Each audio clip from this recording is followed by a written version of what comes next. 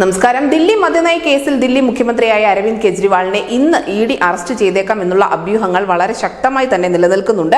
3 തവണയും ചോദ്യം ചെയ്യലിന് ഹാജരാവാതിരുന്നതിനെ തുടർന്നാണ് അരവിന്ദ് കെജ്രിവാൾ ഇന്ന് അറസ്റ്റ് ചെയ്യപ്പെട്ടേക്കാം എന്നുള്ള ആശങ്ക അവരുടെ പാർട്ടി നേതാക്കൾ തന്നെ പങ്കുവയ്ക്കുന്നത്.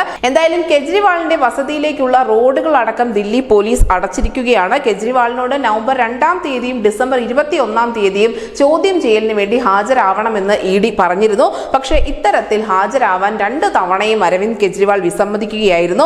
അതിന് അവർ പറയുന്ന ഒരു ന്യായീകരണം എന്തെന്നാൽ രാജ്യസഭാ തെരഞ്ഞെടുപ്പും റിപ്പബ്ലിക് ദിനവുമായി ബന്ധപ്പെട്ട തയ്യാറെടുപ്പുകളും മുന്നിലുള്ളത് കൊണ്ട് മാത്രമാണ് കെജ്രിവാൾ ഇത്തരത്തിൽ ഹാജരാവാതിരുന്നത് എന്നാണ്.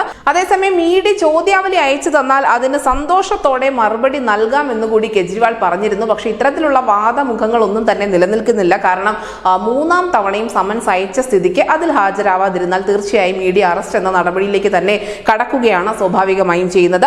ഒരു വ്യക്തിക്ക് 3 തവണ വരെയാണ് ഇഡിയുടെ സമൻസ് അവഗണിക്കാൻ സാധിക്കുന്നത്. കെജ്രിവാൾ 3 തവണ നോട്ടീസ് തള്ളിയതിനാൽ ഇഡിക്ക് ഇപ്പോൾ ജാമ്യമില്ല വാറന്റ് തേടുകയും കെജ്രിവാളിനോട് കോടതിയിൽ ഹാജരാവാൻ ആവശ്യപ്പെടുകയും ചെയ്യാം. ജാമ്യമില്ല വാറന്റ് പാലിക്കുന്നതിൽ പരാജയപ്പെട്ടാലാണ് പിന്നീട് അറസ്റ്റിലേക്കും മറ്റുള്ള കോടതി നടപടികളിലേക്കും കടക്കുക. എന്തായാലും വലിയ ഒരു പ്രതിസന്ധി തന്നെയാണ് ആം ആദ്മി പാർട്ടിയെ സംബന്ധിച്ച്. രാജ്യ തലസ്ഥാനത്ത് മുഖ്യമന്ത്രി അറസ്റ്റ് ചെയ്യപ്പെട്ടാൽ തീർച്ചയായും അത് രാഷ്ട്രീയത്തിൽ ഉണ്ടാക്കാൻ പോകുന്നു. പ്രത്യേകിച്ചും ലോക്സഭാ തെരഞ്ഞെടുപ്പ് അടുത്തിരിക്കെ അതുണ്ടാക്കാൻ പോകുന്ന ചലനങ്ങൾ INDA എന്ന മുന്നണിയിലും ദേശീയ രാഷ്ട്രീയത്തിലും പ്രതിഫലിക്കും. News desk news India Malayalam.